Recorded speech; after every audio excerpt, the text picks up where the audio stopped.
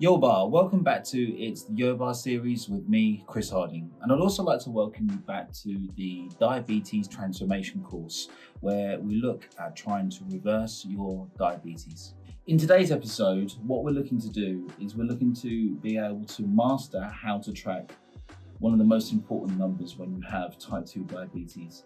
And those numbers are correlated to your blood sugar. Blood sugar, when you have diabetes, is one of the most important things that you need to be able to understand. And it's also one of the most important things that you need to know how to track and why you're tracking it. And that's what we're going to be discussing today in this episode. Now, as a rule, if you have type 2 diabetes, you may be in a position where you are actually tracking your blood sugar on a daily basis. You may be tracking in the morning, in the afternoon, and in the evening. And if you're not doing that, and you do have pre-diabetes or diabetes, you must make sure that you at least track your numbers a little bit more closely. The reason this is important is because although throughout a period of one day, your blood glucose will change and the readings will always have a different readout because of the fact that you're fasting in the morning because you've just woken up from your sleep.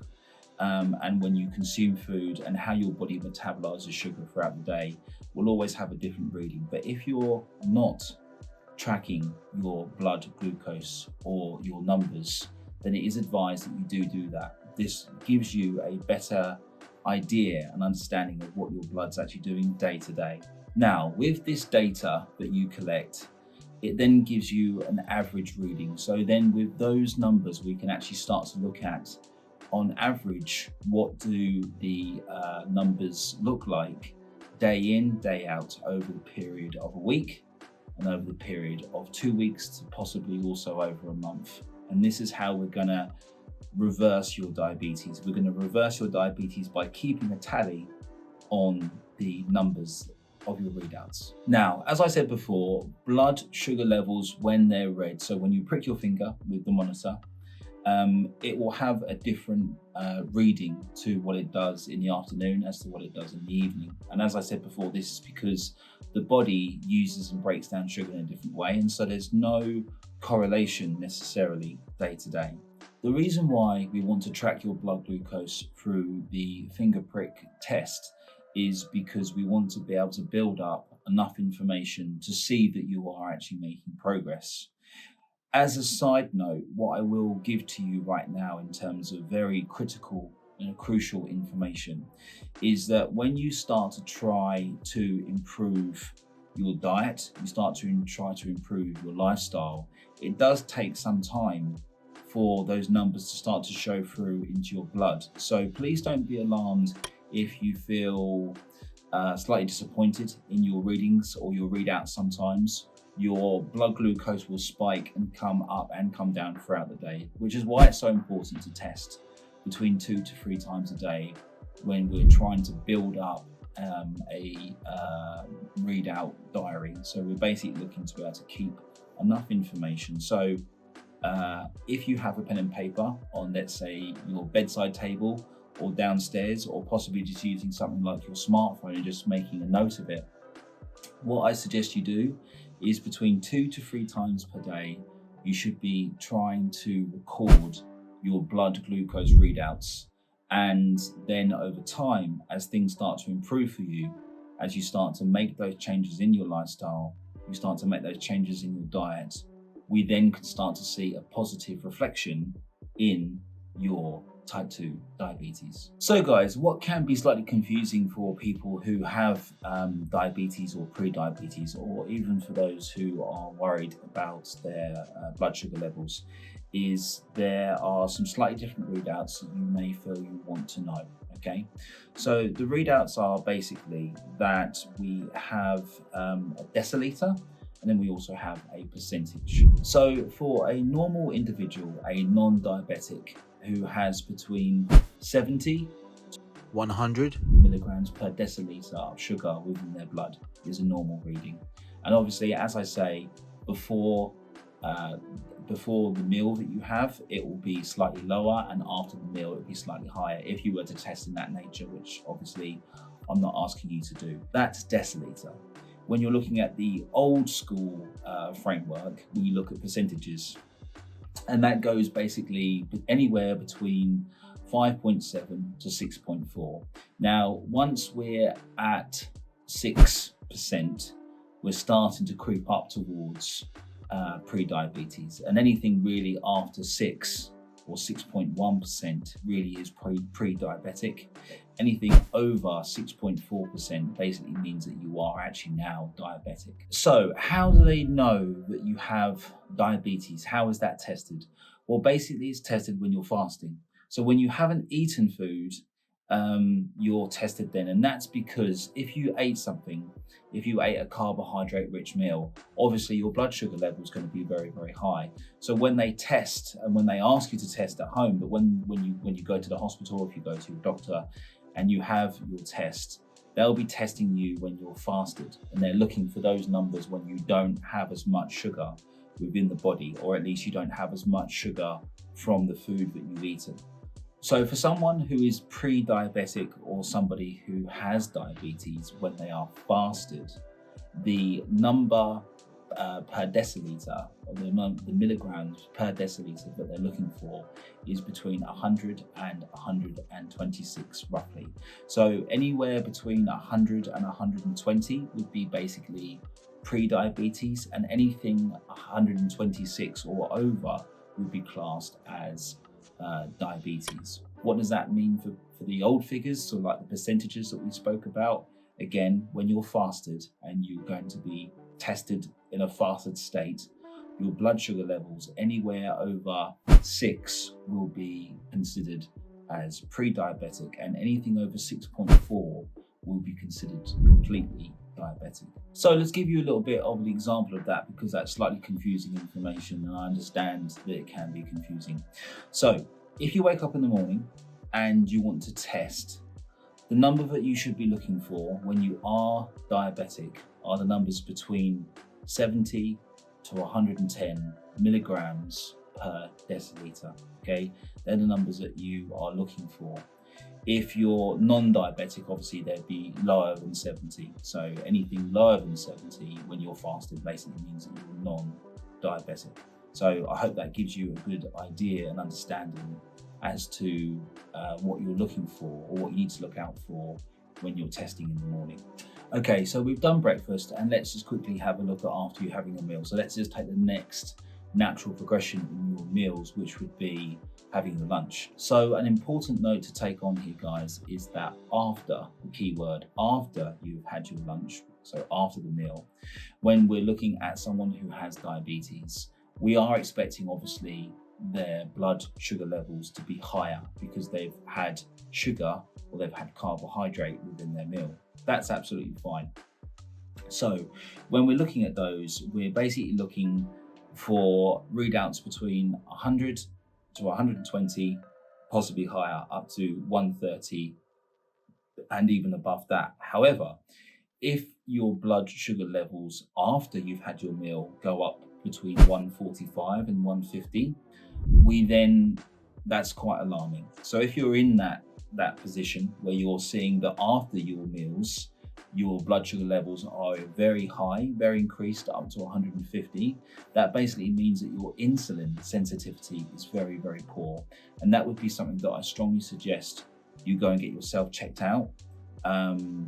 Even though you may know that you're diabetic, your medication that you're taking at the moment may not be enough for you, and the amount of insulin that your body is producing isn't enough to be able to recognize the amount of blood sugar inside your body. So guys, I hope that gives you a little bit of a clearer understanding on that section, on how to read the numbers when taking a blood prick test, to be able to understand what numbers you should be looking for if you're pre-diabetic, if you're diabetic, and also if you're someone who's creeping up towards those numbers. Is also very important for you if you have high blood sugar, but you're not yet in that realm of pre-diabetes.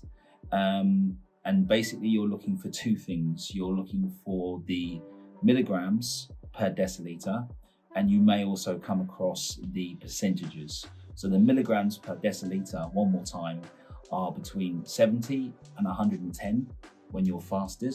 Anything after you've had your meals will obviously be more than that. So we're looking at between 100 and 120, 126 is kind of the number that they suggest. Anything above that will be apparent because you've had a meal. So let's say that a reading was 130 plus, then that's because you've had a meal. But if you test it again a little bit later on down the line, you will find that that number should have started to drop. However, if your blood sugar levels are going up towards the 150 mark, then it is something that I suggest that you go and get yourself tested and recalibrated with the medication that you may or may not be on, because your insulin is obviously not producing enough or is not being recognized by the body, and that is something that is quite dangerous. Just before we move on, guys, I just want to be able to give you a couple more things that you need to note down. So if you are diabetic or pre-diabetic, or you're at least tracking your blood sugar intake, another thing that you should be aware of is the dawn effect, or the dawn phenomenon. The dawn phenomenon I will explain a little bit later on in another video, but basically when you wake up, you can experience very high figures of blood sugar.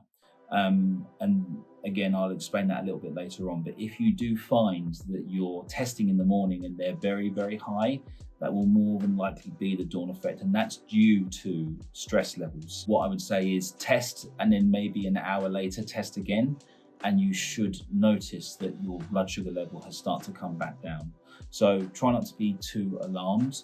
This can sometimes happen, and it's something that you need to be aware of, that it's not an accurate reading. It's more or less a reading as a response to waking up, and often when we wake up, there is a form of stress caused by the hormone cortisol that raises the level of blood sugar, glucose. What I suggest you do is you test about an hour later and see if those levels have started to come back down again, which they most likely will.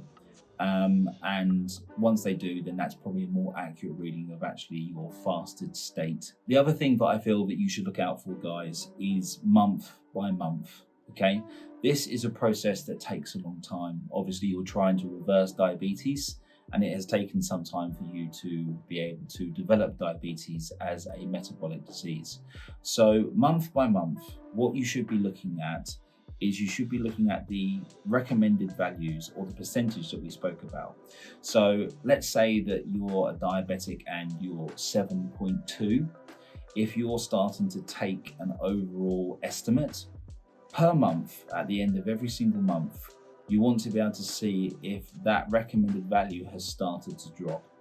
You can do that by the milligrams per deciliter, but I recommend the easiest way to do it is just look at the percentages, and the percentages will basically tell you 7.2, 7.1, 6.9. You can start to see that your blood sugar levels are naturally dropping through doing this course and through applying the things that I suggest to you. So guys, moving on from that information, and I hope you found that helpful, I'd like to be able to talk about accountability.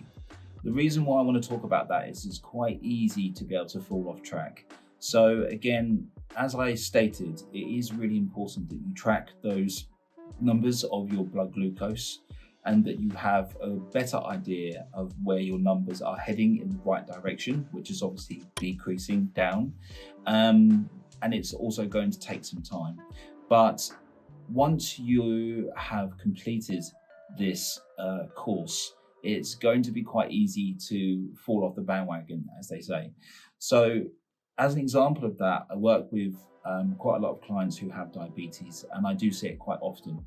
So for a individual to be able to purchase a course of 6 sessions with me, as I'm a diabetic coach and I specialize in reversing people's type 2 diabetes, it's quite expensive. So I'm giving this information away for free because I generally do want you to actually be able to reverse your diabetes and just get some inside knowledge for people who do have diabetes, or how to manage it better, or things that they can do to improve it. The worst thing that I feel personally is that people have to go on medication to be able to control something which is actually quite easily reversible. All you've got to do is be accountable and put some things into place that have worked and it's proven science. However, I digress slightly. One of the clients that comes to mind is someone who had absolutely fantastic success with their diabetes. I worked with them very closely for about 6 months, and they were quite overweight, and they also had type 2 diabetes. They had diabetes as a hereditary problem, so it was within the family, but it was also something where it was quite obvious that the family members also ate and lived a lifestyle that wasn't congruent to having a healthy body. And some of those members of the family also developed type 2 diabetes. So this individual was someone who wanted to be able to stop that from happening. And so although he had been diagnosed with type 2 diabetes, he was very, very keen to do something about it, and he sought me out in that respect. As I said before, we had some absolutely fantastic results, and we actually reversed his diabetes completely. We brought the numbers right back down. So those numbers that I was talking about in terms of the overall recommended numbers, the recommended dose, we brought it back down to a 5.7. Okay, so 5.7 is someone who is now non-diabetic. But if you've had diabetes, or if you've developed diabetes, it is going to be easier for you to do two things. The first thing is that it's going to be easier for you to be able to go back up again because you've had diabetes, and so therefore you can contract or develop, I should probably say, diabetes again. The second thing is, as well, it's easy to fall back into old habits, and that's the same for everybody. We're all human, and we all fall back into familiar ways and familiar patterns. What I suggest to you is that you don't get too complacent with this. You're basically using your lifestyle, your better lifestyle. You're using your food, and you're using your activity levels as a way to counterbalance and reverse and improve your diabetes. And so therefore, please be aware not to get caught out with thinking, oh, I've reversed my diabetes, or I've dropped my numbers down, and I'm going to take the foot off the gas, so to speak. What you want to do is, once you get better improvements, and once you start to see improvements by doing this course, but also by improving your lifestyle, by improving the types of foods that you choose to eat, and obviously we're looking at things like highly processed food as one of the main culprits here, is to keep on that and use it as more like a habit rather than something where you're trying just to achieve the reversal of type 2 diabetes. So to correlate that story that I just told you with that client, he actually went back into diabetes, which was a massive shame. And some of it, I think, was because he stopped his coaching with me, because once we had hit diabetes reversal, he felt that he was pretty much done. He felt that he could keep up the habits that I had taught him, and he felt that he was going to sort of use this method of lifestyle, and also using the tools that I had taught him for the rest of his life. He wasn't gonna, need my coaching anymore, which was fantastic for me because I feel like I've helped somebody. However, I have a call from him sometime later, possibly just under a year, and he said to me, "I'm quite alarmed. I've just gone for my checkup, and I've had some blood work done, and I've gone back into diabetes. I'm sort of currently sitting at around 6.4 to 6.5. And that's obviously much higher than the recommended dose that we look for." And he was really disappointed, and we had a chat. We discussed what we could do next, but we also discussed the time from when he finished with me to the time to when he sort of called me on that day. And he said, "Yeah, I must admit, I have fallen off the bandwagon. I've had too many sort of weekends where I've had too much fun, and I've eaten badly, I've chosen badly. And I kind of thought that now that I've reversed the diabetes, and the fact that I'm still doing 60% of what I was taught, that I wasn't going to go back. I'm still 60% of my lifestyle is still based around the things that you, meaning me, have taught me. But the sort of 40%, I've let things slip a little bit. But within that 40% is processed food, it's alcohol, it's not being as active, it's being slightly negligent towards your body. And those things obviously are going to outweigh the 60%, even though the 60% is the greater number. The 40% is kind of so bad in a way that it's going to encourage the blood glucose to go back up again, and we start from square one. So it's hard, it's really, really difficult, and he's currently working with me, but he's finding this second go a lot more challenging, because I think he sort of feels like he's already climbed that mountain mentally, and also physically to some degree, because he's had to do a lot of work the first time round. Why is he back here? And as a coach, it's kind of slightly disappointing, because you put a lot of work into people, and obviously I will help the individual as much as physically possible, but he's got another journey to travel, and I think if he was here now, he'd say to you, yes, stay motivated, stay on track, okay, have your little throwaway weekends or a couple of times where you eat something that you shouldn't do. We are human, we deserve reward. The main summary of this is that your reward is your life. Your reward is the fact that you can do things, you can have an active lifestyle, you can enjoy time being social, time with your family, possibly even time at work. But they should all correlate around health and well-being, and that if you fly too close towards the sun, you are going to get burnt. And it's one of those things where I feel as a coach that it's important to be able to remain focused and accountable for the things that you do. Okay guys, I hope you found this episode helpful. Please drop a comment below in the comment section. If you have any questions about diabetes, anything you'd like to know, ideas of recipes, or possibly would like to ask me how to design a nutrition plan, just any small, simple questions, send them my way. I'm more than happy to be able to help you answer those questions for you and be able to help you on your journey into reversing your diabetes. As always, guys, I would love it if you could subscribe to the channel and also like this video. It helps the YT algorithm, and it also helps me produce more content for you. Remember to track your blood sugar readings, reverse your diabetes, be fit, be healthy, and of course, be a boss. It's the YOBA series.